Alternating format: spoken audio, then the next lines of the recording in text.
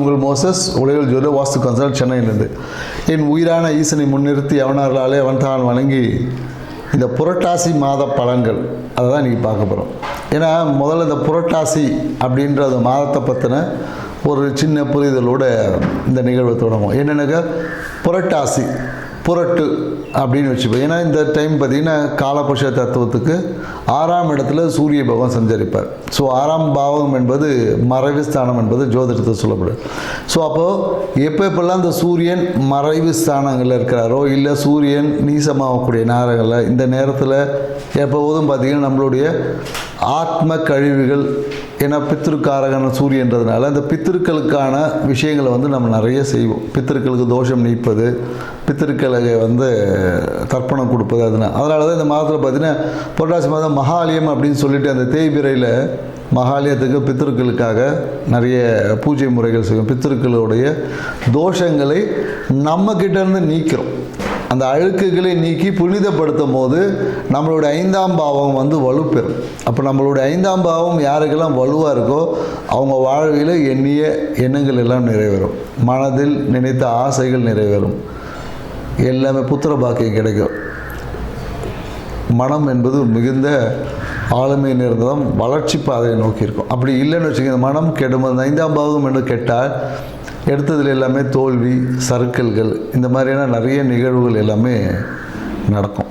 So அதனால தான் எப்போல்லாம் சூரிய பகவான் மறைவு ஸ்தானத்தில் இருக்கும் போதும் இல்லை நீசம் அடையும் போதும், ஏன்னா ஆடி மாதத்தில் பார்த்திங்கன்னா நிறைய பித்திருக்களுக்கு ஆடி அமாவாசை பண்ணியிருப்போம். ஏன்னா அந்த இடமே பார்த்திங்கன்னா அமாவாசை மாதமாக சொல்லுவாங்க. ஸோ அதே போல் 6ஆம் இடத்துல வரும்போது அதே தான். ஸோ அதே மாதிரி பார்த்திங்கன்னா ஐப்பசி மாதத்தில் பார்த்திங்கன்னா சூரிய நீசம் அடையும் போது நம்ம யம தெய்வம் ஏற்றுவோம். ஸோ இந்த மாதிரியான நிறைய நிகழ்வுகள் எல்லாமே இது பண்ணி நம்மளுடைய ஆத்மத்தில் இருக்கக்கூடிய பித்திருக்களுடைய தன்மைகளை சீராக்கி வளமாக்கி செழிப்பாகும் போது நம்ம பூர்வ புண்ணியம் ஸ்தானம் வலுப்பெறும். அதன் மூலியமாக நம்ம வாழ்க்கையில் நடக்க வேண்டிய நாள். அதனால தான் இந்த மாதமே புரட்டாசி மாதம். புரட்டுனாவே திருப்பி போடுது, நம்ம வாழ்க்கையை திருப்பி மாற்றி அமைக்கக்கூடிய ஒரு காலகட்டம் தான் சொல்லுவோம். அதனால தான் இந்த நேரத்தில் எப்போதும் பார்த்திங்கன்னா இந்த நேரத்தில் பெரும்பாலும் பார்த்திங்கன்னா புரட்டாசி மாதத்தில் பார்த்திங்கன்னா பெருமாள் வழிபாடு தான் சிறப்பாக இருக்கும். ஏன்னா பெருமாளே பார்த்திங்கன்னா ஒரு துளசி இலைக்கு துலாபாரத்தில் அவரே நிற்பார். ஸோ அப்போ அந்த துளசியால் நமக்கு பார்த்திங்கன்னா என்னென்னாக்கா மனம் என்பது இருக்கும். இன்றைக்கி நிறைய மன அழுத்தம், மன இறுக்கம், மனம் சார்ந்த வியாதிகள் எல்லாமே இருக்குது. இவங்க எல்லாமே அந்த துளசி தீர்த்தத்தை நம்ம பருகிட்டு வரும்போது மனம் என்பது நிறைய இந்த எப்படி சொல்கிறதுன்னா தேவையற்ற விஷயங்கள் ஈடுபடாமல் மனம் நல்ல ஒரு செழுமையாக இருக்கும். ஸோ அதற்காக தான் இந்த மாதமே புரட்டாசி. உங்கள் வாழ்க்கையை புரட்டி போட்டு சீர் செய்யக்கூடிய விஷயம், சீர் செய்யக்கூடிய மாதமாக தான் இந்த மாதம் இருக்கும். ஸோ அதனால் இந்த மாதத்தில் ஒவ்வொரு ராசிக்கும் என்ன மாதிரி நற்பலன் கிடைக்கும், எந்த விஷயத்தில் சரி பண்ணிக்கணும், ஸோ எந்தெந்த இடத்துல பாதிப்புகள் வரும், அதை எவ்வாறு சரி செய்வது அப்படின்ற டீட்டெயில் விஷயத்தை தான் நம்ம ஒவ்வொரு ராசிக்காக பார்க்க போகிறோம். கன்னி ராசி காலபுருஷ தத்துவத்துக்கு 6ஆவது ராசி. ஸோ இந்த ராசியில் இருக்கவங்க பார்த்திங்கன்னா எப்போதும் ஒரு பிரச்சனைகளை சந்திக்கக்கூடியது, இல்லை பிரச்சனைகளுக்கு தீர்வளிக்கக்கூடிய ஒரு ராசி தான் கன்னி ராசின்னு சொல்லுவோம். ஏன்னா எல்லா விஷயங்களையும் ரொம்ப ஆழ்ந்து பார்த்து அதில் இருக்க நன்மை தீமைகளை அலசி ஆராய்ஞ்சு முடிவு எடுக்கிறதுல மிகுந்த திறமையானவங்க கன்னிராசிக்காரங்க. அதனால தான் இவங்க நிறைய பேர் பார்த்திங்கன்னா நிறைய இந்த பிரச்சனைகள் ஹேண்டில் பண்ணுவாங்க. நிறைய இந்த அக்கௌண்ட்ஸு, கணக்கு வழக்கு பார்ப்பது, அளவீடுகள் செய்வது, சினிமா துறையில் பார்த்திங்கன்னா டெக்னிக்கலில் இருக்கிறது நிறைய பார்த்திங்கன்னா கன்னிராசிக்காரங்க. எப்போதும் இவங்ககிட்ட ஒரு பிஸ்னஸ் மைண்ட் இருக்கும். பொருளாதாரம் சார்ந்த விஷயத்தில் இல்லை வருமானத்தை எப்படி ஈட்டணும் ஒரு கால்குலேட் போட்டுக்கிட்டே இருப்பாங்க. ஸோ இந்த மாதிரி அமைப்புள்ள கன்னிராசிக்காரங்களுக்கு இந்த புரட்டாசி மாதம் என்ன மாதிரியான நற்பலங்களை கொடுக்க போகுதுன்னு தான் நம்ம பார்க்க போகிறோம். ஸோ இந்த புரட்டாசி மாதத்தில் பார்த்தீங்கன்னா ராசி அதிபதியான புதன் பகவான் ராசியிலே செஞ்சிருக்கிறார். ஸோ அப்போ என்னன்னாக்கா நிறைய புதிய தொழில் வாய்ப்புகள், ஏன்னா இதுக்கு முன்னாடி நிறைய தொழிலுக்காக நிறைய பயணங்கள்லாம் செஞ்சுருப்பாங்க. இல்லை விரயங்கள்லாம் செஞ்சுப்பாங்க, நிறைய இன்வெஸ்ட்மெண்ட் பண்ணியிருப்பாங்க தொழிலுக்காக. ஸோ அந்த மாதிரியான இருக்கக்கூடியவங்க நிறைய புதிய தொழில் ஒப்பந்தங்கள்லாம் இப்போ கையெழுத்தும், புதிய தொழில் வாய்ப்புகள் உருவாகும், தொழில் ஒப்பந்தங்கள் கையெழும். அதே போல் என்னென்னாக்கா அரசு சார்ந்த விஷயத்தில் நல்ல ஒரு அனுகூலமான சூழல் இருக்கும். சிறிய விரயங்களும் இருக்கும்.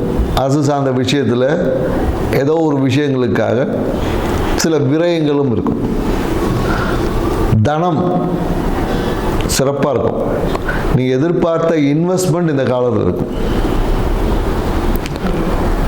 அதாவது உங்களுடைய கூட்டாளிகளோ இல்லை தொழில் பார்ட்னர்ஸ் அவங்களோட விஷயம், அவங்களோட தனம் உங்கள் கைக்கு வந்து சேரும். சொன்னவங்க எல்லாமே அந்த டைமில் கொடுத்துருவாங்க.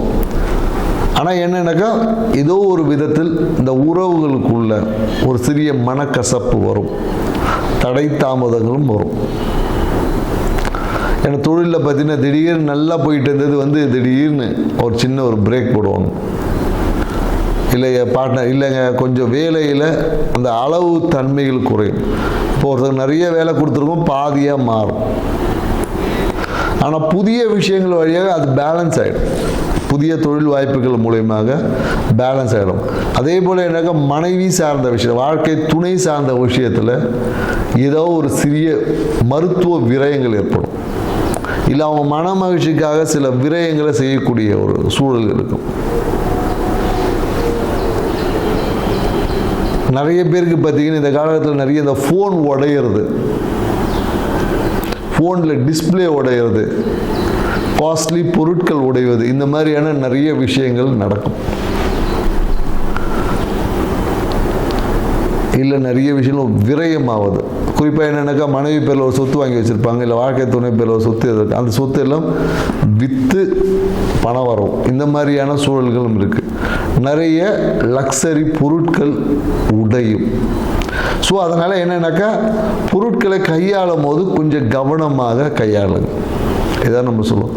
ஒரு பொருளை எடுத்து வைக்கிறோமா, காஸ்ட்லியான ஃபோனு இல்லை காஸ்ட்லியான வாட்ச்சு, இந்த மாதிரி ஏதாவது ஒரு பொருள் வந்து உடைவதற்கான வாய்ப்புகள் இருக்குது. உடைஞ்சி அது சரி பண்ண தண்ட விரயம்லாம் ஆகும்.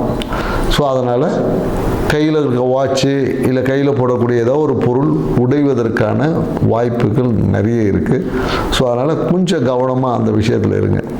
அதே போல் என்னன்னாக்கா மனைவியோட ஒரு சுற்றுலா போவதற்காக வாழ்க்கை துணை நீங்கள் போகிற இடம் பார்த்தீங்கன்னா நிறைய ஒரு அரசு சார்ந்த விஷயம், ஒரு டாப்பான ஒரு இடமா இருக்கும். அந்த இடம் தான் வந்து இதை சொல்லுவாங்களே, இப்போ ஒரு ஹோட்டல் போட்டோன்னா ஐடிசி 7 ஸ்டார் ஹோட்டல், அந்த மாதிரி போகக்கூடிய இடம் என்பது என்னன்னாக்கா ஒரு தலைநகரமாக இருக்கும். அப்படி இல்லை என்ற ஒரு மலை உச்சியாக இருக்கும். இல்லை ஒரு ஹோட்டல் போகிறீங்கன்னா, ரெஸ்டாரண்ட் போகிறீங்கன்னா ஒரு டாப் ரெஸ்டாரண்ட் சொல்லக்கூடிய பிரபலமான ஒரு ரெஸ்டாரண்ட், பிரபலமான இடங்கள், இந்த மாதிரி இடங்களுக்கு ஒரு சுற்றுலா பயணங்கள் செல்வதற்கான வாய்ப்புகள் இந்த காலகட்டத்தில் இருக்கு. மேலும் உங்களுக்கு பார்த்தீங்கன்னா இந்த காலகட்டத்தில் நிறைய அலர்ஜிஸ், ஃபுட் அலர்ஜிஸ் வந்து ஏற்படும். குறிப்பாக இந்த காலகட்டத்தில் பார்த்தீங்கன்னா என்னென்னாக்கா இந்த காலில் கணுக்காலில் பார்த்தீங்கன்னா இந்த சுருக்கம், நீர் கட்டி வருவதற்கான இந்த ஸ்கின் அலர்ஜிஸ் நிறைய பேருக்கு ஏற்படும். இந்த ஸ்கின்னில் பார்த்தீங்கன்னா கருப்பு படை இந்த மாதிரி சொல்லுவாங்க இல்லையா. ஸோ இந்த மாதிரியான கரும்படைகள், இல்லைன்னா தோல் கால் பார்த்தீங்கன்னா அது மாதிரி ரஃப் ஆகிட்டு இருக்கும்.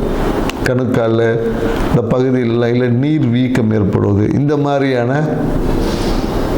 விஷயங்கள் எல்லாமே வரும். குறிப்பாக என்னென்னாக்கா சிறுகுடலில் பார்த்தீங்கன்னா இந்த ஃபுட் அலர்ஜிஸ் வந்து ஏற்படும். குறிப்பாக சிறுகுடலில் ஏற்படும். ஃபுட் பாய்சன் அப்படின்னு சொல்லுவாங்க இல்லையா. எல்லாருக்கும் ஃபுட்டு சரியாக இருக்கும், இவருக்கு மட்டும்தான் பாய்சனாக இருக்கும். ஸோ இந்த மாதிரியான சில நிகழ்வுகள்லாம் நடப்பதற்கு சாத்தியக்கூறுகள் இருக்குது.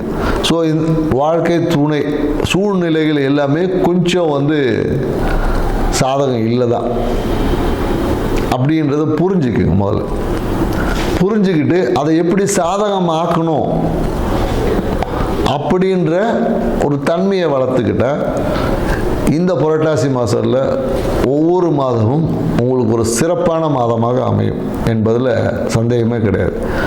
வாய்ப்பு கிடைச்சா சிவாலயங்களுக்கு சென்று வில்வ இலைகளால் அபிஷேகம் பண்ணிட்டு வாங்க. விநாயகருக்கு கூட வில்வ இலையில் அபிஷேகம் பண்ணலாம். வில்வ இலையில் அபிஷேகம் பண்ணி அந்த வில்வ தீர்த்தத்தை குடிச்சிட்டு வாங்க. உங்கள் வாழ்க்கை சிறப்பாக இருக்கும். செஞ்சு பாருங்கள். நன்றி, வணக்கம்.